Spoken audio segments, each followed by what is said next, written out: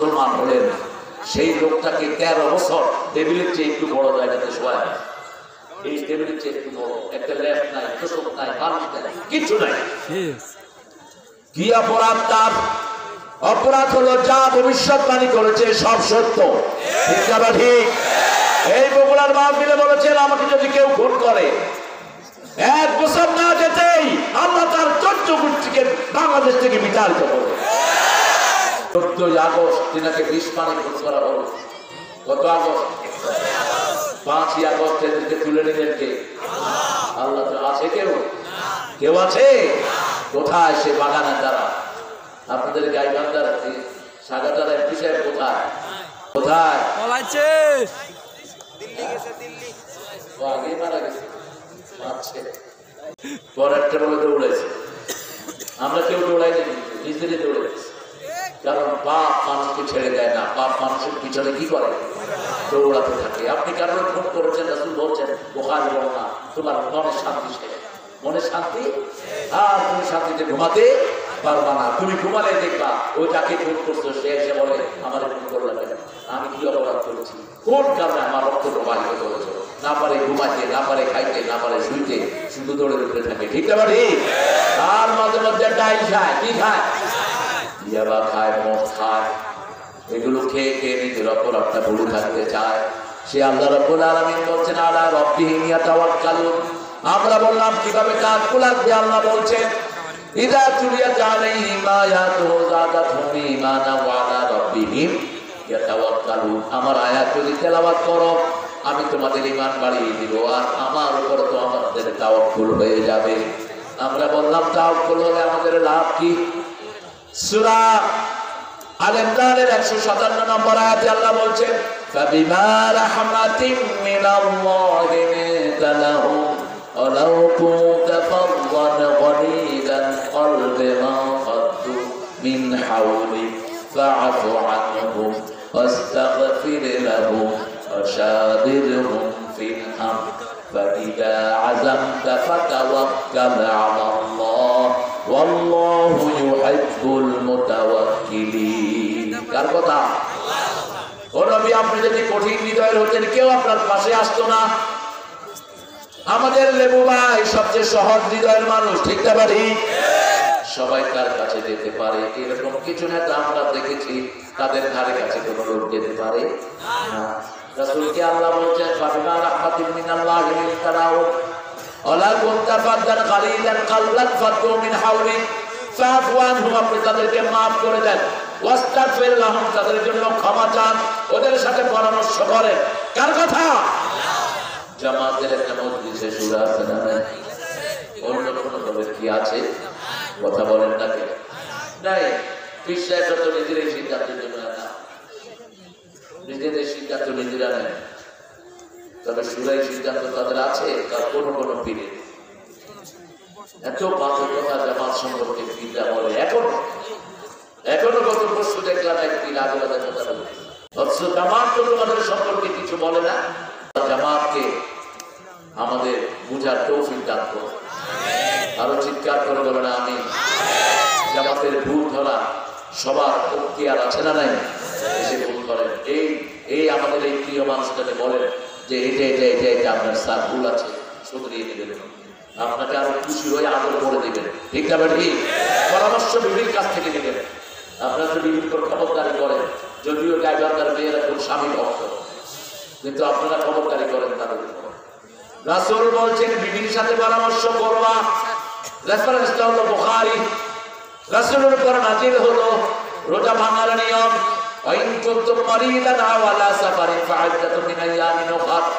যদি তুমি অসুস্থ হও, সফরে থাকো, তাহলে রোজা ভাঙতে পারো।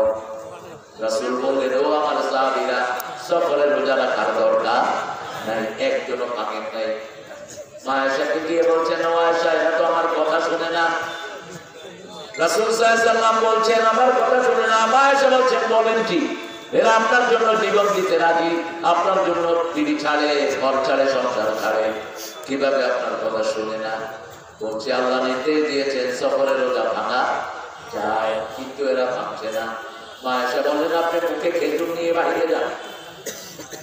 মুখে কি খেজুর নিয়ে বাহিরে যান। এখন রাসূল কিছুই বললেন না, মুখে কি খেজুর চাবাচ্ছেন রাসূল। সাহাবায়ে কেরাম তো রাসূল কি খায়, এই কি দেখতেছি, এই কি দেখতেছিল ভাই, ওই দেখ দেখ খাইতেছে, চলাফেরা খায়, পরামর্শটা আল্লাহ আল্লাহ তোরা হেদায়েত দান করুন। আর কে পরামর্শটা দিচ্ছেন কে? আপনার বিবি আপনার জন্য রহমত, আপনার বিবি আপনার জন্য বিশাল কিছু। বিবিকে গালি যারা দেয়, রাসূলকে গালি দেয়া হয়। রাসূল নিষেধ করেছেন, লা তাসুবুল বানাত ইন্নী আবুল বানাত, খবরদার আমাকে আমার মহিলাদেরকে গালি দিও না, মেয়েদেরকে, মহিলাদের সব মেয়েদের বাপ আমি মুহাম্মদ সাল্লাল্লাহু আলাইহি ওয়াসাল্লাম। সেই আল্লাহ রাব্বুল আলামিন বলছেন, নবী এবার বলে দেন, 5টা কাজ যারা করবে তাদের কবরে কোনো আযাব হবে না। কয়টা? প্রথম কাজ শহীদ। শহীদ হতে রাজি আছেন তো? আল্লাহ কবুল করুন। শহীদ হওয়ার প্রথম শর্ত হলো ইসলামী দল করা, কিতাবের দিন। কোন দলে যদি মারা যান আপনি শহীদ হতে পারবেন? দল হতে হবে কার? কাজটা হতে হবে কার? আল্লাহর জন্য কার খুশি চাইতে হবে? আল্লাহর খুশি। 2 নাম্বার, যারা জুমার দিন মারা যায় তাদেরকে কবরের কোন আযাব আল্লাহ দিবেন। আল্লাহর কাছে দোয়া করুন, আল্লাহ জুমার দিন যেন আমাদের মৃত্যু হয়। জোরে বলেন আমিন। 3 নাম্বার, রাতের বেলা যারা সূরা মুলক পড়বে। কোন সূরা? সূরা মুলক। তাবারাকাল্লাযী বিয়াদিহি ওয়া হুয়া আলা কুল্লি শাইইন। পড়বেন তো? পড়তে পারেন না, মোবাইল ছেড়ে রাখেন। রাসূল নিজে তো পড়তে পারতেন না, রাসূল অক্ষর চিনতেন না, তিনি অক্ষর জানতেন না, কোনটা কোন অক্ষর। পড়া শিখিয়েছেন কে? আল্লাহ। ও নবী আমি পড়ে দেব, আপনি ভুলবেন না। ইন্না আলাইনা জামাহু ওয়া কুরআনা, আমি কোরআন আপনার মধ্যে জমা করে দেব। আমি আল্লাহ নিজেই আপনাকে ব্যাখ্যা শিখিয়ে দিব। আপনি মোবাইল ছেড়ে দেন, সব একসাথে শুনেন। আপনার বিবি, আপনার ছেলে, আপনার মেয়ে সবাই একসাথে শুনেন রাতের বেলায়। তাবারাকাল্লাযী বিয়াদিহিল মুলক ওয়া হুয়া আলা কুল্লি শাইইন। এই সূরাটা হলো ঝগড়ার সূরা। এই সূরাকে যারা বন্ধু বানায়, এই সূরা তার সাথে কবরে শুয়ে থাকে। যখন মুনকির নকির আসে, এই সূরা দাঁড়িয়ে যায়, আল্লাহু আকবার, দাঁড়িয়ে আল্লাহকে বলে, আল্লাহ এটা আপনার বন্ধু, এই মানুষটি সব সময় সূরা মুলক পড়েছে, আল্লাহ তাকে আপনি মাফ করে দেন। আপনি না বলেছেন তাকে মাফ করে দিবেন, আল্লাহর সাথে কথা বলে এই সূরা। আর আপনি এই সূরা পড়লে তার জনগণকে বললেন সকল ক্ষমতার অধিকারী, তাহলে যা আছে সেটাও শেষ। 4 নাম্বার, নাবালক ছেলেদেরকে মৃত্যুর পরেই কবরের শাস্তি ছাড়া জান্নাত দিবেন কে? আল্লাহ দিবেন। 5, ধৈর্যশীল যারা, ইউওয়াফাস সাবিরুনা বিগাইরি হিসাব, যারা ধৈর্যশীল হবে বিনা হিসাবে তাদেরকে জান্নাত দান করবেন কে? আবার আল্লাহ বলছেন, শুনো, ইন ইয়াকুনা 20 সাবিরুনা ইয়াগলিবু মিয়াতাইন, তোমাদের মধ্যে যদি 20 জন ধৈর্যশীল মুমিন হও, আমি 200 কাফেরের উপর বিজয় দান করে দেব।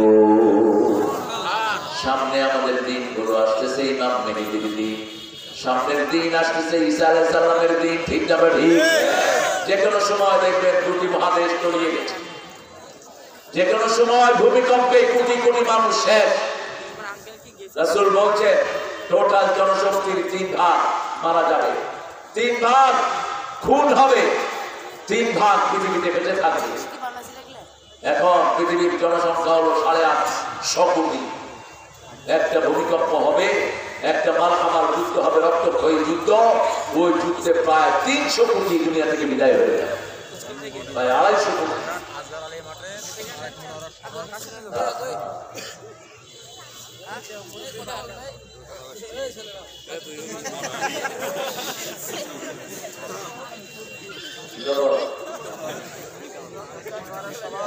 আপনারা কি মনে করেন সামনে বসে কথা বলবো? আল্লাহ আপনাদেরকে সঠিক সমজ দেয়। 3টা গুণ বিনা হিসেবে জানা কি? প্রথমটা কি? প্রথমটা কি? না, সেটা তো কবরের আযাব। তিনটা গুণ লা ইয়াকুনা ইল্লাল্লাহ, ফু দিতে হবে কার নাম? আল্লাহর নামে। আল্লাহর নাম। কবিরাজের কাছে যাবেন না, কবিরাজ গুলোরে পিটিয়ে এলাকা ছাড়া করে দেয়। এরা জাদু করে, একজনের আরেকজনে করে করে সমাজের শান্তি নষ্ট করে দেয়। ঠিক না ঠিক? কালা মুরগি আনো, সাতটা ঘাটের পানি আনো, এসবগুলো সংগ্রহ করে। এত নোংরা হয় এরা, যেটা মুখে বলতে পারছে না। কোরআন ছাড়া যারা ফু দেয়, ওদের ফু নেওয়া জায়েজ না। যে কেউ হোক, ফুতে কি লাগবে? কোরআন লাগবে, সূরা ফাতিহা লাগবে, সূরা ইখলাস লাগবে, অথবা কোরআনের যে কোনো অংশ পড়ে ফু দিতে পারে, কোনো অসুবিধা নাই। 2 নাম্বার, কোনো অলক্ষণ কুলক্ষণে বিশ্বাস করা যাবে না। হিন্দু ভাই বোনেরা, আপনাদের মধ্যে এগুলো সবচেয়ে বেশি, এগুলো থেকে বেরিয়ে আসেন। কোন কুলক্ষণে সুলক্ষণে বিশ্বাস করব না। যত বিপদ হয় ভরসা করব কার উপর? আল্লাহর উপর। 35টা মামলা নিয়েও দেশে এখনো আছে না নাই? আর পুরা মামলা না খাইতে সব দেশ ছাইরা ভাগছো। ঠিক না বেটি? ডাক্তার ইউনূস মাঝে মাঝে কিছু ভালো কথা বলে। যাদেরকে পাকিস্তানের দালাল বলা হয়েছে, কেউ পাকিস্তানে যায়, ওনারা সব কোথায় চলে গেছে? কোথায়? তার মানে ওটাই ওদের আসল দেশ। এই দেশকে আসছিল শেষ করার জন্য, পয়সা লুট করার জন্য, জনগণের শান্তি নষ্ট করার জন্য। এখনো তারা আছে না নাই? ঘাপটি মেরে টঙ্গীর ময়দানে 6 জন মুসল্লিকে খুন করেছে। কে খুন করেছে? টঙ্গীর মাঠে যারা যায়, এরা তো ছুরিও দেখে না। ঠিক না ঠিক? এদের মতো নিরীহ কোনো মানুষ আছে? নাই। 2 দলই, সাতলা সুবাইর দল, 2 দলই 3 মুখী। এরা নিরীহ, এরা শুধু কারো চায়? আল্লাহর চায়। এই যে কাঠিগুলো নিয়ে সেখানে গিয়ে পড়ে থাকে, কার খুশির জন্য? আল্লাহর খুশির জন্য। ওরা চিন্তা করেছে যে এখানে গিয়ে যদি নাজাত পাই, তাহলে তো আমার বিরাট সফলতা হয়ে যাবে। সুন্দর করে উর্দু শিখে, নামাজ শিখে। তিনটা বাড়ি সেই লোক কয়টা বাড়ি? 6 জন। এখন আজকে আমাকে একজন লোক বলছিল যে বাবা, প্রতি বছর তো ওখানে যাই, এই বছর যাবো কিনা চিন্তা করতেছি। আমি বললাম কেন? ও যে সবাই করে দেয়, কি ভয় ঢুকিয়েছে। তবে শুনে রাখো ভাইরা, কোরআনী আন্দোলন যারা করে তাদেরকে এই কাজ করার চিন্তা করো না। আমরা যদি খেপি, থাকতে পারবো না তোমরা। আমরা মৌমাছির যা পানির নিচে কামড়িয়েও নিচে গিয়ে আমরা কামড়াতে পারি। আমার কোন নেতার বিরুদ্ধে উল্টা পাল্টা কথা বলবা, কিচ্ছু বলবো না। কিন্তু ইসলামের ঐক্যের বিরুদ্ধে কথা বলবা, জিম্পা টেনে ঝিরে ফেলবো, সমাজে চলতে দেবো না। ঠিক না ঠিক? আমরা ইসলাম নিয়ে থাকতে চাই, ইসলাম নিয়ে মরতে চাই। ইসলামের রাজ এই দেশে কায়েম হোক, এটা আমরা চাই। ঠিক কিনা? আমরা ব্যক্তিগত ভাবে কেউ ক্ষমতায় যেতে চাই না। আমরা চাই 5 ওয়াক্ত নামাজ এইভাবে মাঠে ময়দানে আদায় হোক। আমরা চাই প্রত্যেকটি মানুষ জান্নাতি হোক। ঠিক না ঠিক? আমরা চাই আমাদের মাসুম শিশুরা পড়াশোনা করুক, একলা বিসমি রাব্বিকাল্লাযী। মাদ্রাসা স্কুল যেখানে পড়বে কার নামে? আল্লাহর নামে। এখন পড়ছে কার নামে? স্কুলগুলোতে যায় কোনো সালাম আছে? কথা বলেন না, ছাত্রদেরকে দেখুন। হ্যাঁ, সালাম। হ্যাঁ, কথা কাজা করো। কথা একটু কি স্যার আপনাদের মাথায় লাগে না? আপনি স্কুলে হেডমাস্টার কি জবাব দিবেন? আপনাকে তো এই ক্ষেত্রে পায়ের তলা দিবে। তুমি বান্দা নেতা, একদিনও তোমার কর্মীকে নামাজের কথা বলো নাই, কি জবাব দিবে আল্লাহর কাছে? ঠিক না ঠিক? একদিনও তোমার কর্মীদেরকে বলো নাই পিতা মাতার পায়ের কাছে হলো জান্নাত, মায়ের পায়ের তলায় কি জান্নাত, ওই মায়ের খেদমত করো। একদিনও বলো নাই। একদিনও বলো নাই মুরব্বী দেখলে আদর করবা, সম্মান করবা। ঠিক না ঠিক? এখনকার গোলাপান মুরব্বীর দিকে বিড়ির ফুল দেয়, এখানে নাই। কি শিখলা? একজন মুরব্বী হোক তিনি রিকশাওয়ালা, তুমি যদি তার সাথে বেয়াদবি করো, রাসূল বলেছেন কি আমার উম্মত না। কিসের তোমার নামাজ লাগোটা? একটা ছোট্ট শিশু, তাকে তুমি পিটিয়ে মেরে ফেললা, তুমি স্কুলের টিচার। একটা ছোট্ট শিশুর কান কামড়িয়ে ছেড়ে ফেলেছে ঠাকুর গায়ের এক এনজিও স্কুলের কর্মী। রাসূল বলেছেন যে শিশুকে আদর করবে না, মুরব্বীকে সম্মান করবে না, সে আমার উম্মত হতে পারবে না। আজকে আমি 3টা সবক আর 5টা সবক নিয়ে যাব। প্রথম হলো জান্নাতের জন্য প্রতিযোগিতা করবেন তো, মাগফিরাতের জন্য করবেন তো। এখনই শ্রেষ্ঠ সময়। এই যে যৌবন, এই যে আব্দুল সালাম সামাদ, এই বয়সটা হলো আসল সময়।